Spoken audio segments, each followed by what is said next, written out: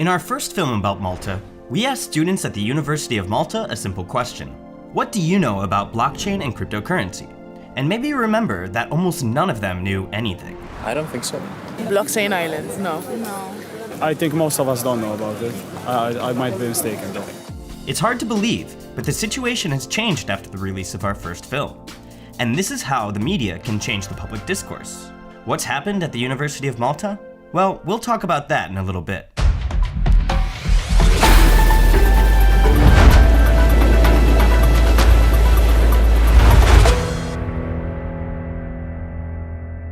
A lot has changed since our last visit to Malta. The only thing that remains unchanged is the megalithic temples.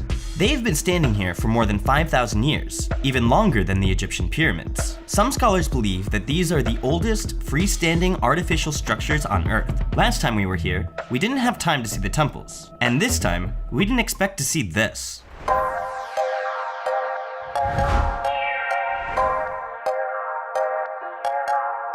So now we're in the engine room of the First World War ship Russell, and it's not the actual ship, as you can see. We're on the set.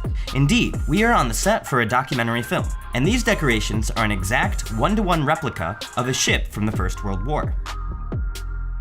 So everything is working. You can start the engine and it will start moving. We can have water splashes from all over the place, from the ceiling, from the bottom. During the filming, we can do the fire to show how the people used to work. And here is a realistic recreation of a 35-meter long submarine, which is also part of the set design, but it is still being built for the upcoming movie. To raise money for the film, this Malta-based production company has even accepted some investments in cryptocurrencies. Our latest project, Russell, was partly financed by the group of investors with the cryptocurrency. We had around 1,000 bitcoins invested in our latest production. At the moment, the company is working on a massive project that will consist of 12 episodes, narrating various shipwrecks that occurred in the Mediterranean Sea. But the company's ambitions are not limited to only film productions. We have several projects in development stage at the moment. One of them is the online cinema platform, where in order to register or to be able to watch the films, you have to pay in the cryptocurrency. This project will be launched later this year. For the productions made in Malta, Maltese government is offering the cash rebate up to 27%, which means that the money you spend on the island, you get back. Which is the good reason for the big productions all over the world to come to Malta and make their movies here on this island.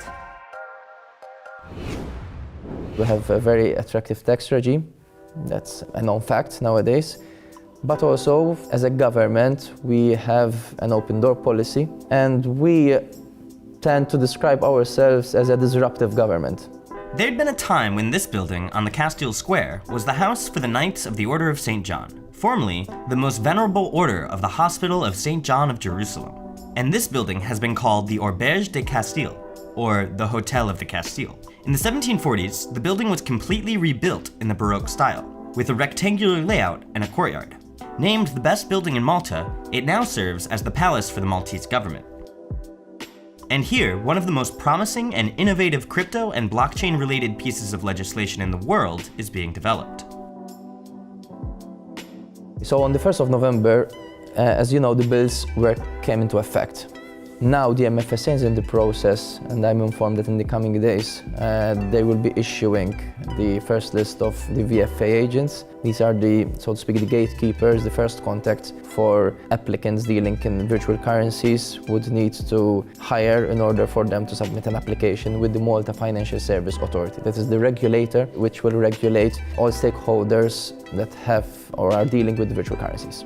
We are also looking into other areas. For example, when it comes to land registry, when it comes to registration of renting contracts in terms of housing, anything that has to do with registration practically, because registries are the prime use example for blockchain. And we are also looking into other areas, for example, when it comes to logistics. And given our geographical position, the center of the Mediterranean, it's solely natural for us to look into that direction.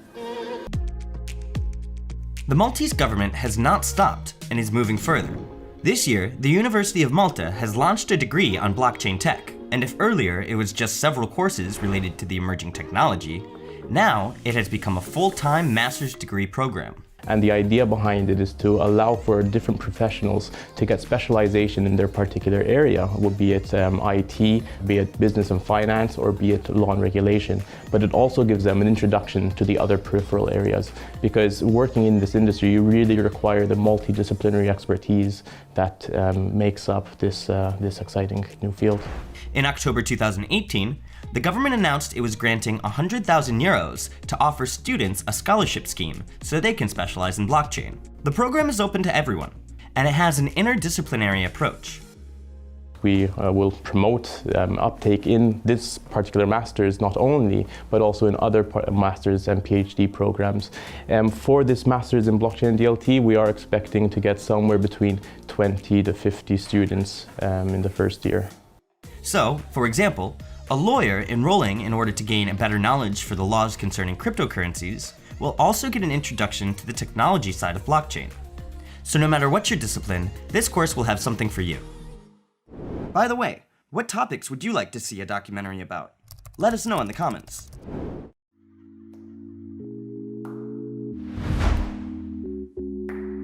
Now, Malta is the first country in the world to issue education certificates on the blockchain. Last year, it was launched as a pilot project for just a few weeks, but now this project extends to all educational institutions in Malta. So, practically speaking, Malta is the only nation in the world where all education certificates are issued on the blockchain. Today, the government is looking into other areas of services. For example, it is at a very advanced stage when it comes to the registry of companies. So now companies or people who would like to register a company by end of this year would be able to do so through the registration process, to have a certificate of their company on the blockchain, and through a processing methods using also AI.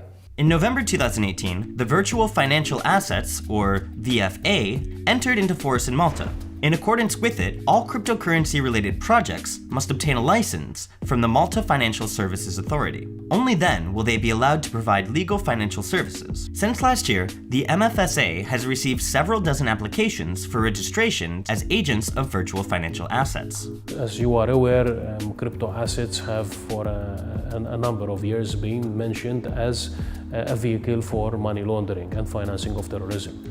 Now, as a jurisdiction, we want to avoid that, so we decided to come up with the agent proposal, the agent framework, which also has a role in this regard to ensure that only the right people get access to our system. The agents will be doing the first set of checks and rejecting applicants that they find that do not have the criteria to get a license.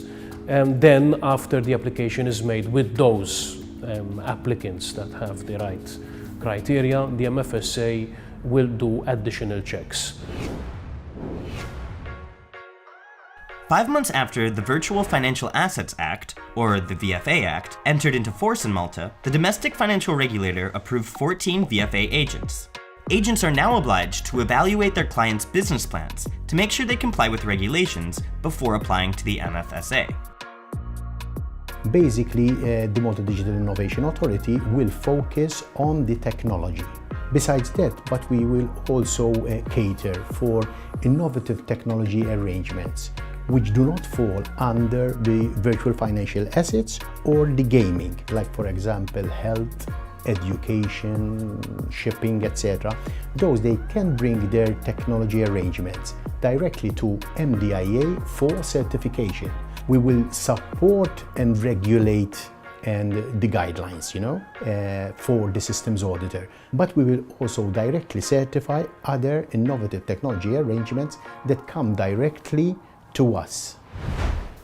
After spending some time trying to understand the government's perspective, we wanted to see what the business community thought about the future of the industry here in Malta. So I think that right now, in this kind of slow period that we've had in 2018, it's been positive in the sense that it's allowed us to build a solid foundation and to begin to prepare ourselves for the coming years. And so I think that we're well poised to take advantage of that.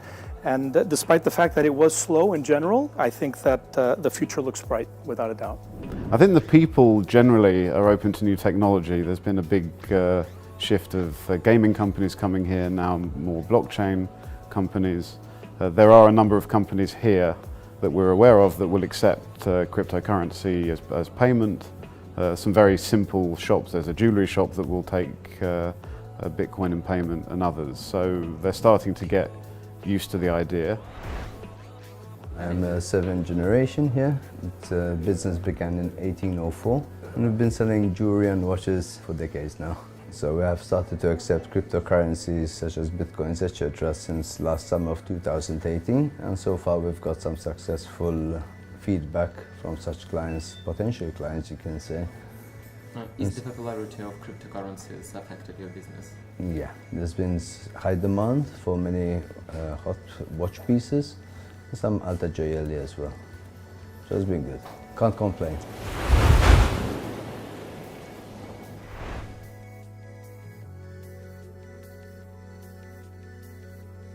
From last year we accept cryptocurrencies. You can buy VIP diving. We're going to take you to the depths of Malta. Last year in November there was a blockchain summit in Malta and we sold 2 trips for submarine VIP diving on this event. So this was the first time we encountered blockchain and cryptocurrencies in our business.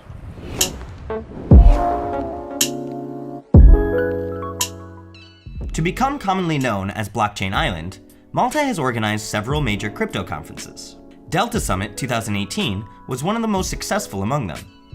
The summit was born out of the fact that we have regulated this new space and we want to showcase to the world what we've done in Malta, but also try to attract some of the world's best thought leaders, innovators, pioneers, entrepreneurs and minds, and get them all under one roof to share their ideas, insights, strategic foresight of how this industry is going to evolve in the next couple of years, show them what we've done, but also learn from their valuable experience, and at the same time create a structure where businesses thrive and we can form some kind of B2B relationship between all these companies that are innovating in the blockchain space, which was something that lacked at the time. It's part of Europe.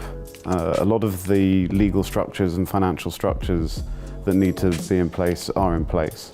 As you will have seen, there's a lot of development and building work around St Julian's in Valletta, but the pace of life is a little easier than some of the major financial centres. So if you want to concentrate and focus on core activity with fewer distractions, we find Malta a very good place to be for that. What we have done is that we have looked at our successful past experience of the gaming industry for the past 15 years, and we have emulated what we have done that to this industry. There are basically 2 technological products, 2 financial products in a way, and we have used that experience and implemented it here as well.